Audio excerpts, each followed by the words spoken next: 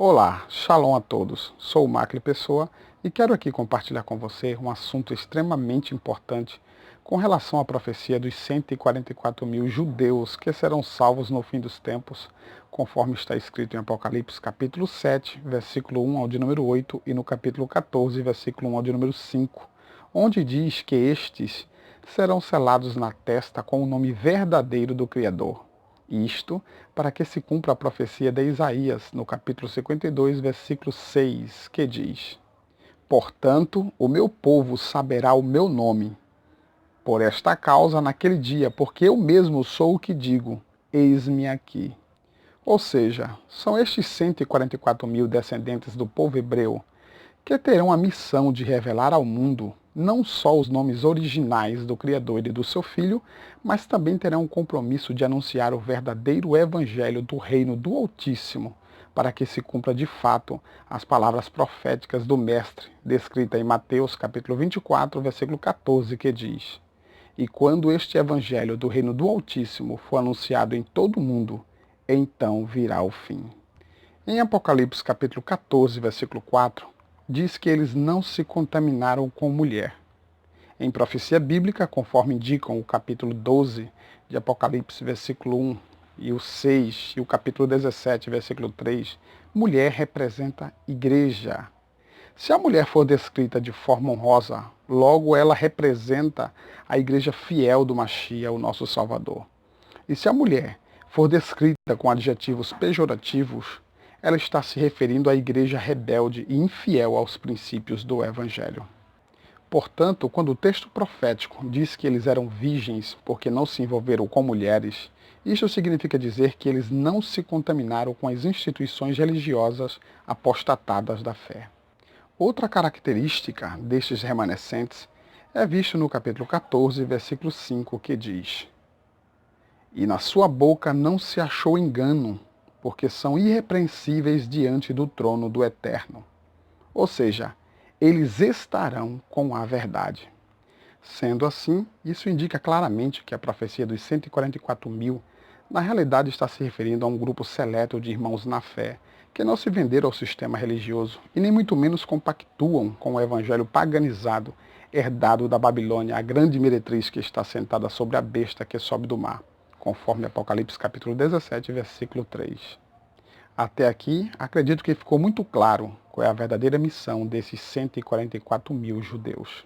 Entretanto, a questão intrigante dessa profecia é: de quais regiões específicas da Terra eles surgirão? Sem dúvidas, essa é uma excelente pergunta que nos leva a uma profunda reflexão e, consequentemente, a resposta correta. E é exatamente sobre essa questão que eu gostaria de chamar sua atenção, trazendo uma reflexão de um entendimento diferente das demais interpretações convencionais.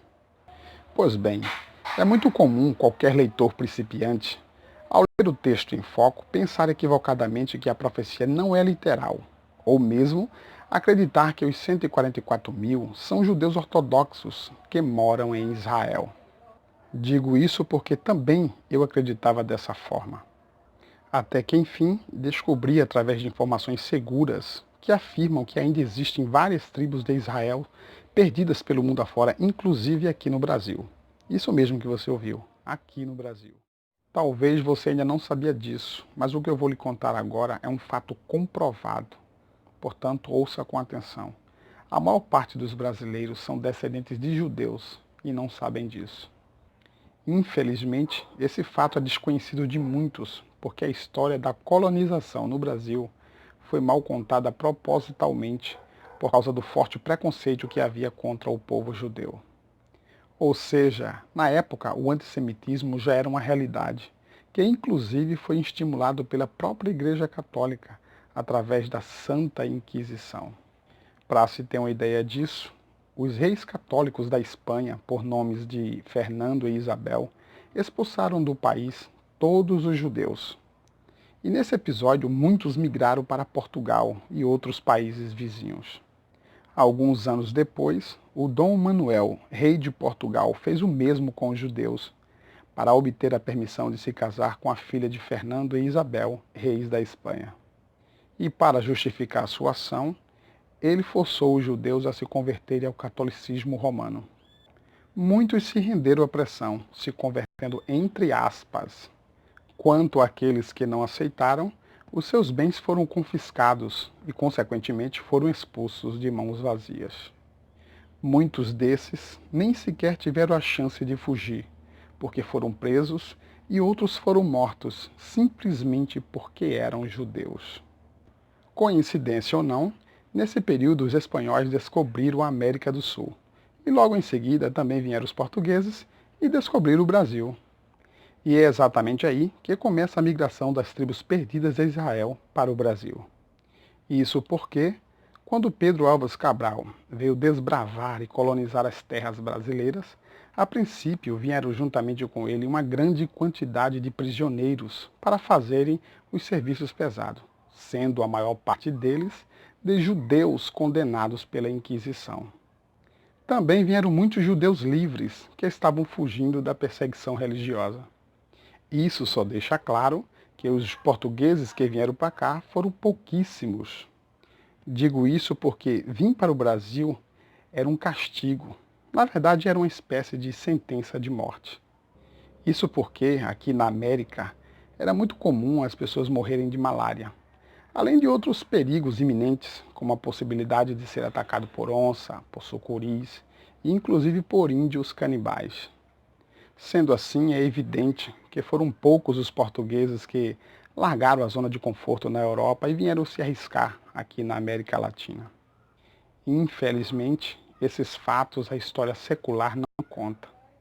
Isso porque os primeiros registros históricos do nosso país foram escritos sob forte influência antissemita.